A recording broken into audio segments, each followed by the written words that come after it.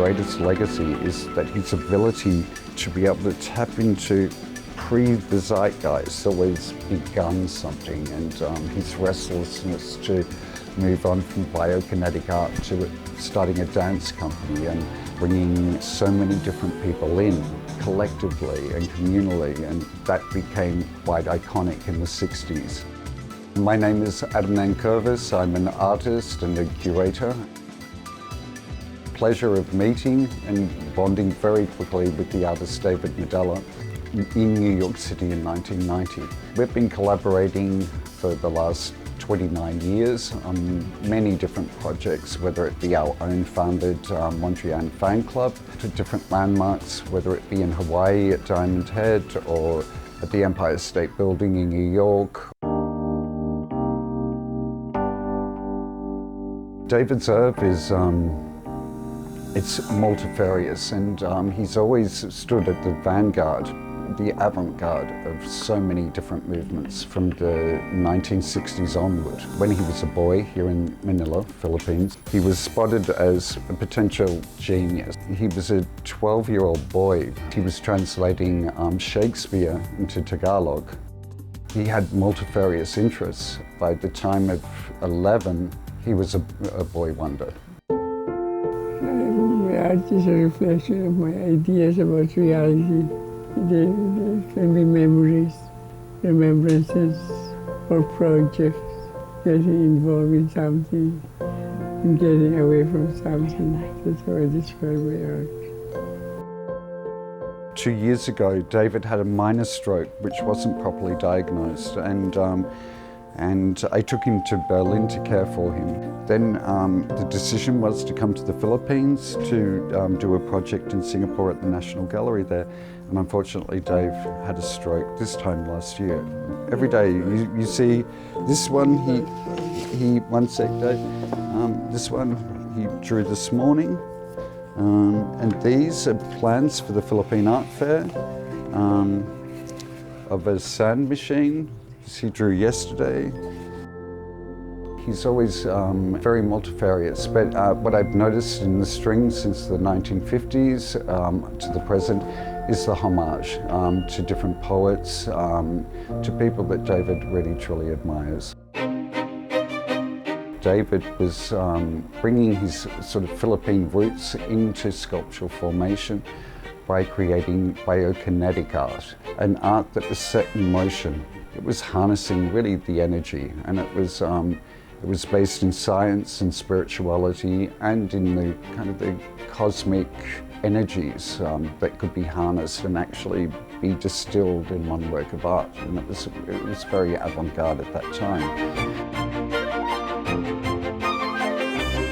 At Stitching Time, David, in 1967, had given two lovers 2 handkerchiefs and a needle and 2 bobbins of cotton separately. And what David had done had stitched his name into both of the handkerchiefs and gave them to 2 different lovers going their different ways. And a year later, he was in Schiphol Airport in Amsterdam, in Holland. He saw this on the backpack, a really beautiful trinket and embroidered piece of fabric. And so he approached the man and said, "Do you mind if I look at it? It's really beautiful." He said, "No." And when he was looking, he saw his name on the handkerchief, David. And he realized that that handkerchief that he'd given this one particular lover had traveled through the world, and people had been passing it on and passing it on. And so therefore he created a long piece of fabric with cotton spools above, which he'd found in the abandoned warehouses, and had the cotton drop onto the canvas. And so the idea was that this is where he also was one of the pioneers of participation art, that the individual could come and stitch a personal motif or a souvenir from their pocket or a button from their shirt and leave a personal trace of their own onto the fabric. And then the fabric would become its own testimony to time and place, whatever was sewn onto it. Over the years, since 1968, it's had many incarnations. It's been brought back and reanimated and reinstalled. everywhere from the Venice Biennale 2017, a giant 30-meter. And here in the Philippines, it'll be much more intimate because of the space. This is a painting done by David, a self-portrait that he did in Santiago de Chile. And as you can see, there is a lot of text, and there's more text on the back. Every day since I've known him, he's a flâneur and always takes a sketch pad with him, and daily does sketches of either himself or incidental scenes.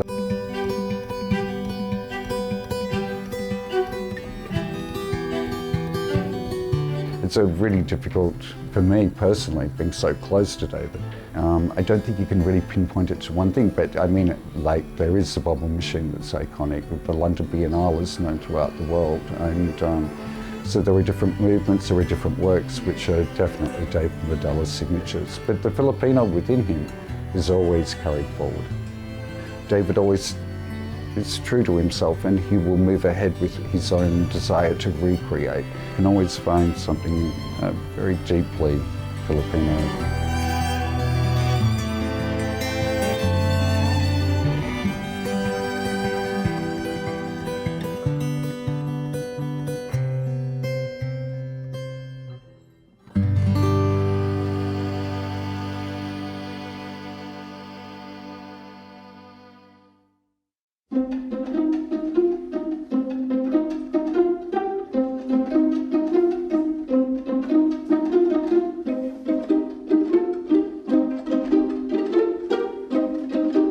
Bilang may konting elitism na nangyayari dun sa art scene, dun sa way na pagtuturo ko is ina-approach ko siya in a more welcoming, warm, accessible na manner. Tapos makikita mo yung growth ng students mo, tapos nawawala intimidation nila, kung ano yung tingin nila, ano ba talaga dapat yung art. Ito ko na-realize sa parang, gusto ko talaga itong pagtuturo. Okay, ako po si Tokwa Peñaflorida. I'm an illustrator and painter. Ang Tokwa kasi, nagsimula siya sa speech impediment. Bulol ako nung bata ako. Tapos yung totoo ko pangalan, na secret na lang, is hindi ko mabanggit. Tapos hanggang sa nag-evolve na siya, hanggang sa naging Tokwa. So yun na next take. Tapos di na ako nag-identify talaga doon sa totoo kong pangalan.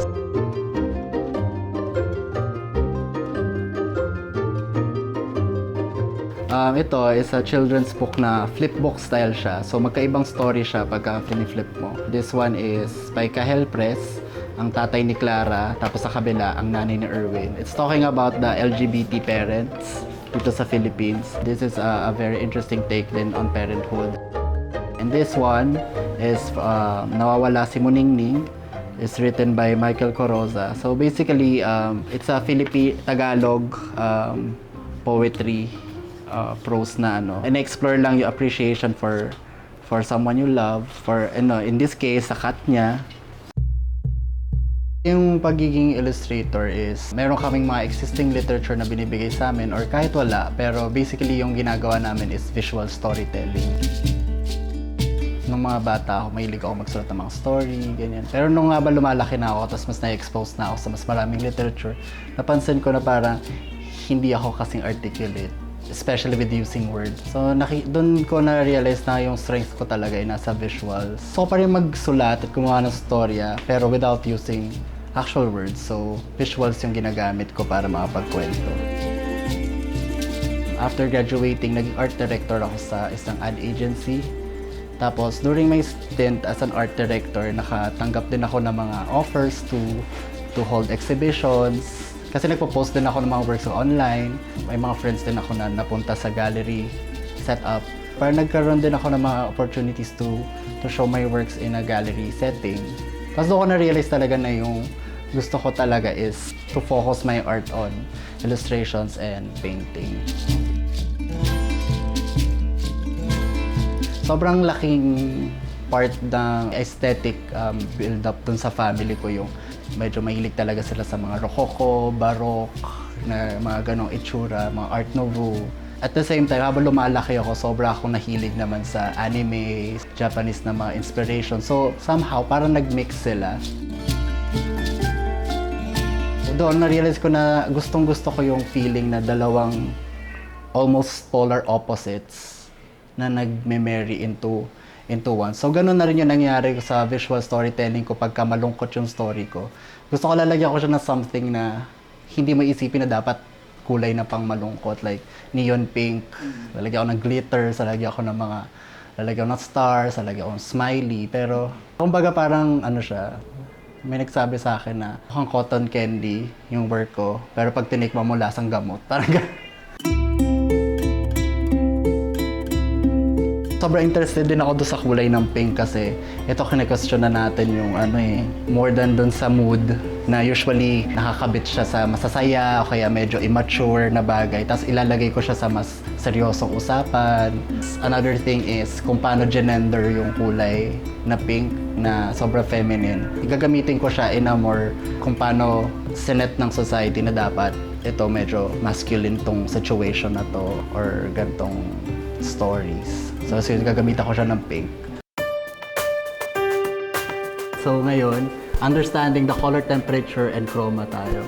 For this one, we focus on nature landscape painting and then preferably meron tayong reflection from the water. So we understand na rin kung paano gamitin. So ngayon, maliban po sa pag-illustrate at saka sa pagiging gallery artist, ngayon po nagtuturo na ako ng art sa college. Wala sa interest ko yung pagtuturo before kasi naniniwala ako sobrang mahilig ako lang mag-isa or di ako mahilig dumaldal masyado. Pero doon ko na-realize na parang iba rin yung feeling na habang nagtuturo ka, hindi lang para sa'yo yung ginagawa mo. Yung work mo talaga is para more than to inspire is to motivate. Yung masasabi ko yun sa current art scene dito locally, may progression talaga. Ngayon, makikita mo talaga kung gaano na-accepting of different kinds of art form yung country natin. Makikita mo nilalabas na sa gallery setting yung art. Makikita mo even from the streets. Dati na parang mas nilalagay nila masyado sa pedestal yung art. Ngayon, parang kahit yung mga nasa masses talaga, kita-kita lalo na sa social media, na from different walks of life, like kahit ka may academic background with art or kahit di ka nakapag-aral at all, makikita mo na iba na yung appreciation talaga ng mga Filipino sa art. So every time na may nakakita ng work ko tapos somehow masasabi nila na baka ako yung gumawa or mukhang ako yung gumawa. Medyo fulfilling kasi yung buong process talaga ng paggawa ko ng work, kahit sabihin mo na medyo commercial looking or medyo talaga yung ganda-ganda lang siya. Buong process noon, maraming pinagdaanan bago ko na-conceptualize, bago ko nalaman na mas ganito yung magandang composition at yung mga kulay na gagamitin ko. So naging honest ako doon sa buong process. So fulfilling lang na somehow nakikita yun ng audience ko na hinanapan ko talaga ng way para maging ako yung gumawa.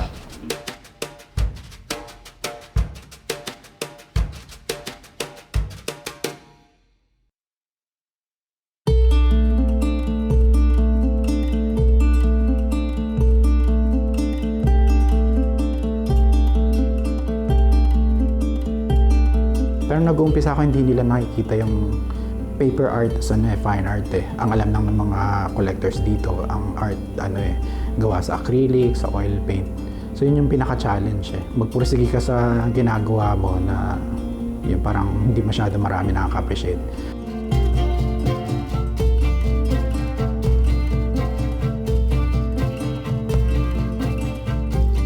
My name is Patrick Cabral and I'm a paper sculptor based in Manila, Philippines.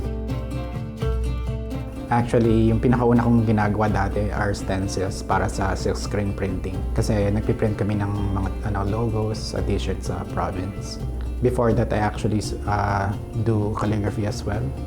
So yun yung mga hobbies ko ng bata ako. And then, actually, yung ginagawa ko ngayon, parang combination siya ng mga skills na yun.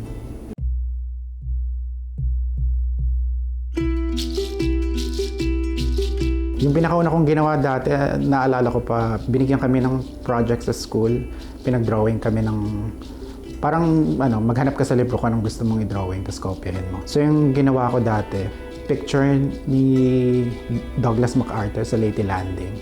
So yun, karamihan ng mga classmate ko, pinagawa nila sa parents nila yung project. Pero I think 6 years old lang ako nun eh. So ako wala akong pwedeng pagawan kasi hindi naman nagdo-drawing yung nanay sa tatay ko. Pero yung nakakatawa doon kasi nung nakita ng teacher ko, parang pinraise niya ako in front of the class. Masaya yung feeling na parang na-appreciate yung ginagawa mo.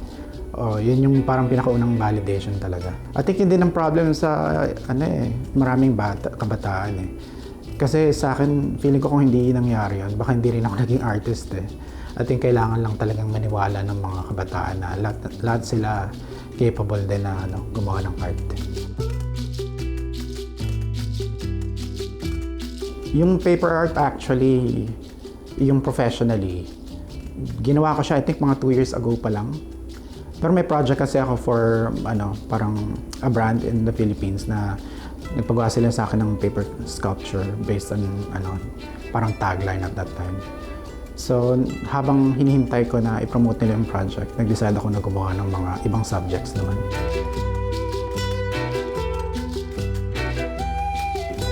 I think tinatawag ko lang siyang paper sculptor kasi pag sculpture kasi mas tinitingnan siya as art, di ba?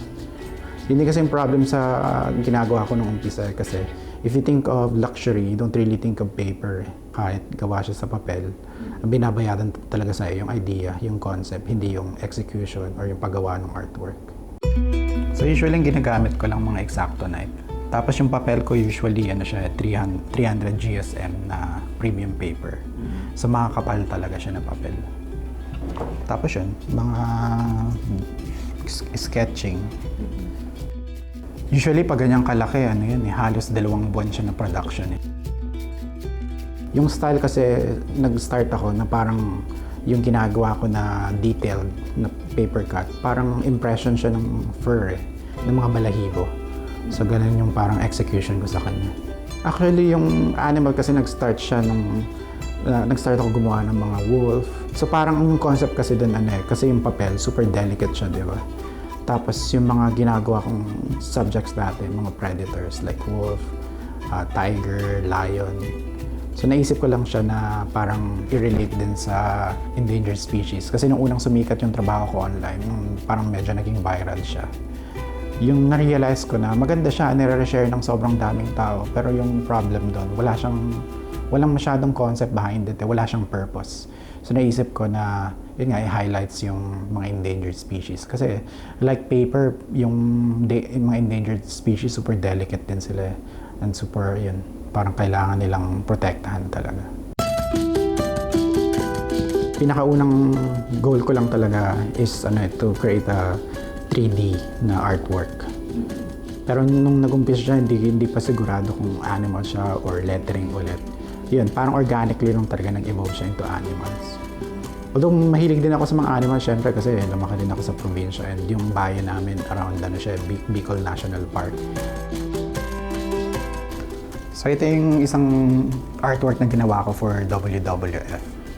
Gusto kong maging aware yung tao dun sa palm oil production sa Indonesia na sumisira ng habitat ng mga tiger. Ito naman siya, commission from US. So next week, ipapadala na namin siya sa US.